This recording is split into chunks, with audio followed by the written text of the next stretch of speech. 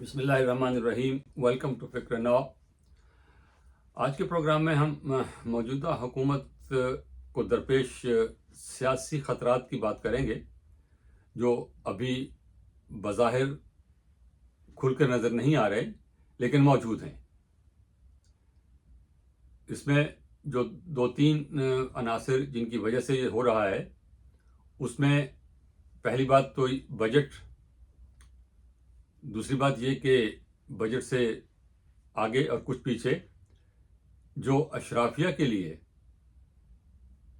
बेतहाशा मराआत का ऐलान किया गया है, ख़ास तौर पर मेंबरान असम्बली, स्पीकर, वज़रा, मशीरान, उनके लिए जिस किस्म का प्रोटोकॉल बढ़ाया गया है, जिस किस्म की उनकी तनख्वाहें मराआत बढ़ाई गई हैं, वो, और सबसे बढ़कर ये कि अदालत ने जो 2/3 अक्सरियत का तोहफ़ा इस हुकूमत को दिया है, वो मेरे ख्याल में इस हुकूमत के लिए सबसे ख़तरनाक चीज़ है।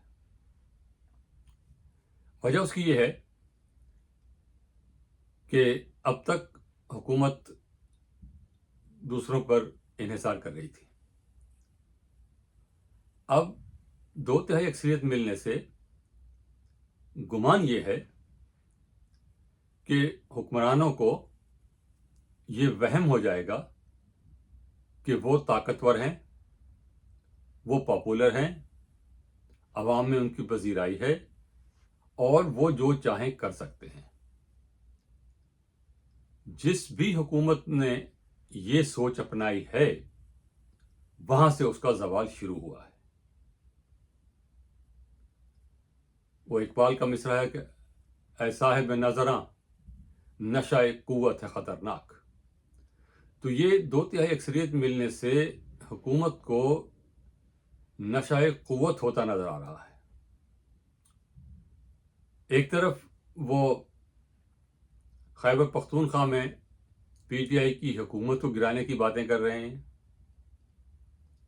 और 7वीं आईनी तरमीम के सिलसिले में भी बात चल रही है। ये चीज़ें हुकूमत की लेजिटिमेसी में, हुकूमत की नेक नामी में हरगिज़ कारामद नहीं होंगी। आप पीछे देख लीजिए, वो हुकूमत जो आरटीएस बिठा के लाई गई थी, धरने करा के लाई गई थी, और बिल्कुल वाज़ेह था कि किस तरह हुकूमत को बनाया गया। जहाज़ में इंडिपेंडेंट लोगों को भर भर के लाया गया, पटे पहनाए गए और हुकूमत बनाई गई। और बहुत जल्द उस हुकूमत को ये वहम हो गया कि वो तो बहुत ताकतवर हैं, उनका तो कोई कुछ नहीं बिगाड़ सकता। जिस किस्म की बातें वो साहब कर रहे थे कि मैं फ़ौज से भी टकरा जाऊंगा, फ़ौज में जाके घुटने टेक देगी और बाकी सियासी कुव्वतों की तो हैसियत ही क्या है, और लोग जो हैं मुझे जेल से भी निकलवा लेंगे और मुझे इक़्तिदार में दोबारा ले आएंगे, वो सब हवा हुई। और उनको भी यही वहम था, और ये उनके अल्फाज हैं, मेरे सिवा इनके पास ऑप्शन ही क्या है। इस हुकूमत को ये वहम होता नजर आ रहा है मुझे, और इन लोगों को ये नजर नहीं आ रहा कि बजट में जिस किस्म के इन्होंने इक़दाम लिए हैं, किस तरह गरीब लोगों पर टैक्स बढ़ाए हैं और उनकी गैस, बिजली, पेट्रोल, हर चीज़ पे जो है वो कीमत बढ़ा दी गई है। वो अपनी जगह, वो आईएमएफ ने कहा होगा ज़रूर, उसका दिफा भी किया जा सकता है, लेकिन जुल्म यह है कि जब अवाम को ये कहा जा रहा है कि वो ये कुर्बानी दें, ये बोझ बर्दाश्त करें, खुद हुक्मरान जो हैं वो अपनी तनख्वाहें बेतहाशा बढ़ाए चले जा रहे हैं, अपनी मरात बढ़ाए चले जा रहे हैं। एक गाड़ी नहीं, 2 गाड़ी नहीं, 4-4 गाड़ियां हैं, दसियों नौकर हैं, ड्राइवर हैं, सिक्योरिटी गार्ड्स हैं, मुफ्त की रिहाइश है, मुफ्त का पेट्रोल है। ये क्या है? دنیا کے کسی ملک میں، خواہ وہ مصر جیسی استبدادی فوجی حکومت ہو، خواہ وہ امریکہ جیسی جمہوری حکومت ہو، یا ترکی جیسی حکومت ہو، کہیں بھی وزیروں کو حکومت بنگلے نہیں دیتی. یہ لوگ خود رہتے ہیں، ان کو ایک تنخواہ ملتی ہے، پروٹوکول ضرور ملتا ہے، لیکن ان کو بنگلے نہیں دیے جاتے. ہمارے ہاں وزیروں کی الگ کالونی ہے، ججوں کی الگ کالونی ہے، مشیر جو ہیں ان کے الگ بنگلے ہیں. ایسا کہیں نہیں ہوتا، یہ ہمارے یہاں ہے صرف. اور ہمارے یہاں یہ بتایا جاتا ہے کہ ہر جگہ ایسے ہی ہوتا، تمام جگہ وزیروں کو جو ہے وہ ایسی مراد ملتی ہیں. نہیں ملتی ہیں. ان کو ایک تنخواہ ملتی ہے، ایک پروٹوکول ملتا ہے، ایک سیکیورٹی ملتی ہے، یہ ضرور ہے، لیکن ان کو بنگلے نہیں دیے جاتے. ان کو مفت بجلی، مفت پیٹرول یہ نہیں ملتے. ترکی میں وزیر اعظم اپنے گھر میں رہتا ہے، تمام وزیر مشیر اپنے گھروں میں رہتے ہیں، یا گھر اگر وہ دارالحکومت میں آتے ہیں کہیں دوسری جگہ سے تو وہ کرائے پہ گھر لیتے ہیں. ان کو بنگلے نہیں دیے جاتے. یہی کچھ امریکہ میں ہے اور یہی کچھ مصر میں ہے. میں جیسے عرض کیا کہ مصر میں ایک استبدادی حکومت ہے فوج کی، وہاں پہ یہ نہیں ہے. تو جب تک آپ ان چیزوں سے نہیں نکلیں گے، اس قسم کے اقدامات نہیں کریں گے، تو آپ کا امیج جو ہے وہ نہیں بہتر ہوگا، وہ بد سے بدتر ہوتا چلا جائے گا. اور آپ کو یہ یاد رکھنا چاہیے کہ وہ حکومت جو RTS بٹھا کے لائی گئی تھی، آپ بھی فارم 47 سے آئے ہیں.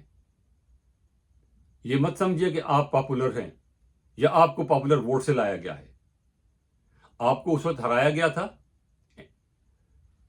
RTS بٹھا کے، اور دوسری حکومت کو لایا گیا تھا جس کی کوئی عوامی پذیرائی نہیں تھی.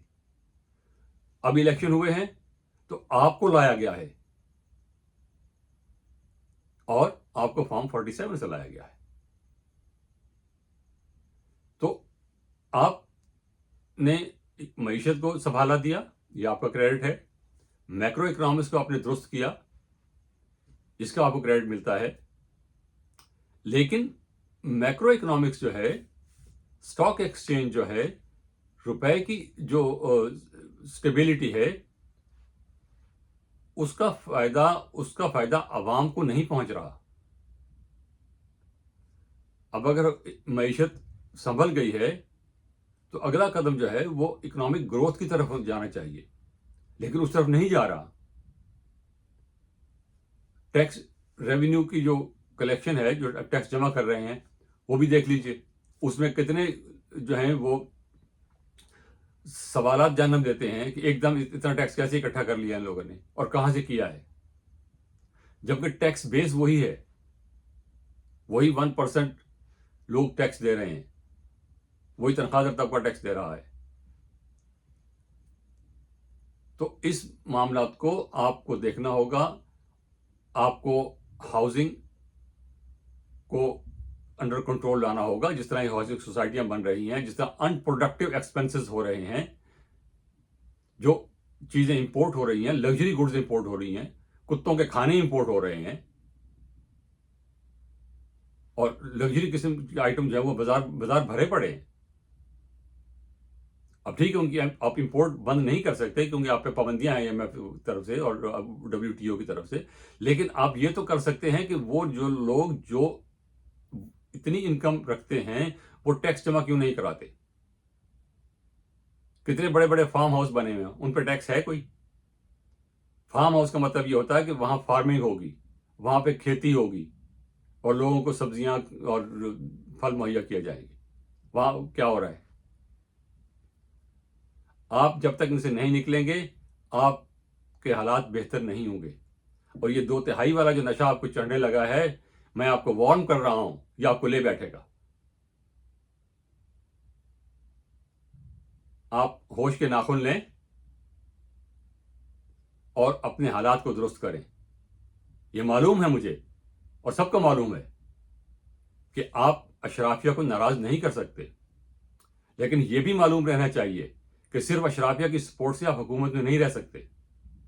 جو حکومت میں لائے ہیں، اگر آپ زیادہ ان پاپولر ہوں گے تو آپ کو نکال باہر کریں گے. اور ابھی بھی وہ جو ایوان اقتدار سے باہر ہیں سیاستدان، اور اس میں کچھ سیاستدان جو ہیں وہ کلین سیاستدان ہیں، پہلے بھی کلین کو لائے تھے، تو یہ آپ کے خلاف جا سکتا ہے اگر آپ نے اپنے آپ کو درست نہ کیا. یہاں بات ختم کرتے ہیں اس درخواست کے ساتھ کہ ہمارے چینل کو سبسکرائب کیجیے، اور اس دعا کے ساتھ کہ خدا ہمارے حکمرانوں کو عقل دے اور ان کو اس نشہ قوت سے بچا کے رکھے، ورنہ نشہ قوت صاحب نظراں، نشہ قوت ہے خطرناک. شکریہ. خدا حافظ.